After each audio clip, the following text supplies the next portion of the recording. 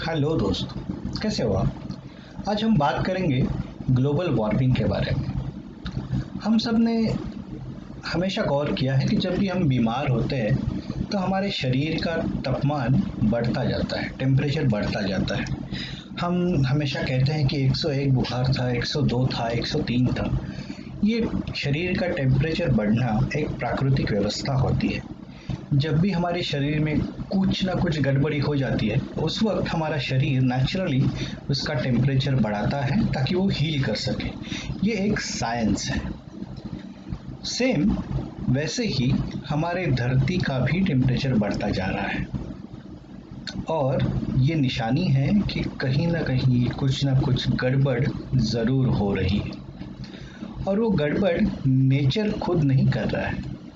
Nature की व्यवस्था में हमने कुछ ऐसा दखल दिया है, एक हद से ज़्यादा दखल दिया है कि वो अब बेकाबू हो गया है।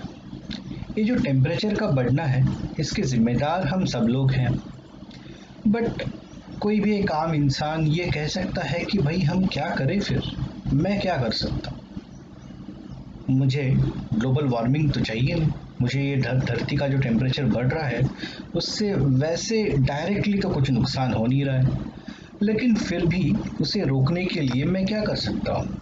ये एक संवेदनशील इंसान की निशानी है कि वो पूछता है कि अगर कोई गड़बड़ी हो भी रही है, भले वो उसके लिए डायरेक्टली इनडायरेक्टली जिम्मेदार हो, लेकिन वो फिर भी पूछता है कि मैं सॉल्यूशन के साइड में खड़े होके क्या कर सकता हूँ।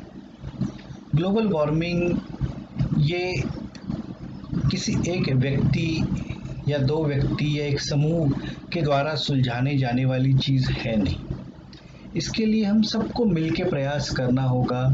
और जो हमारी करंट अर्थव्यवस्था है, सिर्फ हमारे देश की ही नहीं बात कर रहे हैं, जागतिक अर्थव्यवस्था है, जिस तरीके से हमारा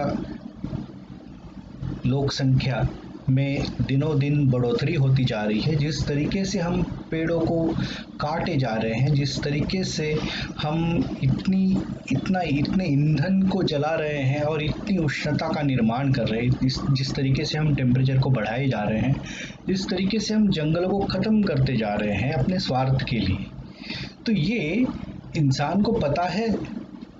ये कोई नई स्टोरी तो मैं आपसे बोल नहीं रहा हूँ।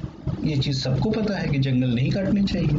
अब तक इतना अवेयरनेस तो हमारे सभी लोगों ने कर ही दिया है, फिर भी जंगल कट ही रहे हैं। तो ये रुकेगा कैसे?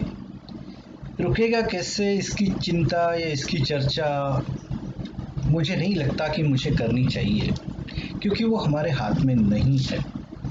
जो चीज़ हमारे हाथ में है वो हम कर सकते हैं, और वो चीज़ ये है कि जहाँ पर भी पोल्यूशन कम है, जहाँ पर भी ग्लोबल वार्मिंग का असर कम है, वैसी जगह पे आप रहना स्टार्ट कर दीजिएगा। अब आप ये मत कहिएगा कि हमने तो मेट्रोज में करोड़ों रुपए खर्च करके घर लिया है। माना लिया है, लेकिन महीने के कुछ दिन तो खुली हवा में आप गुजार ही सकते हो। आप उसे ट्राई कर लीजिए। और हाँ, ग्लोबल वार्मिंग को स्टॉप करने के लिए हम जो जो चीज़ें कर सकते हैं उसे ज़रूर कीजिएगा। जैसे कि प्लास्टिक का कम से कम इस्तेमाल, कम से कम पेड़ कटे। इसके लिए जो भी चीज़ के लिए आप टेक्निकली उस चीज़ को फॉलो कर सकते हो, टेक्निकली वर्ड में इसलिए यूज़ कर रहा हूँ कि ज़रूरी नहीं हर चीज़ हम फॉलो करें, क्योंकि हमारी भी रोजी रोटी है, हमको भी ज़िंदगी जीनी है।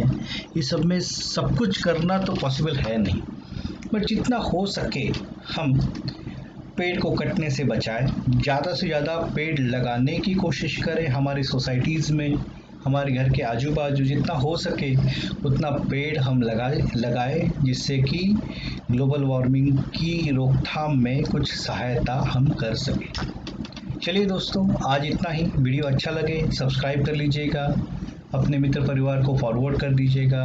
बहुत बहुत धन्यवाद, बहुत बहुत साधुवाद। Thank you.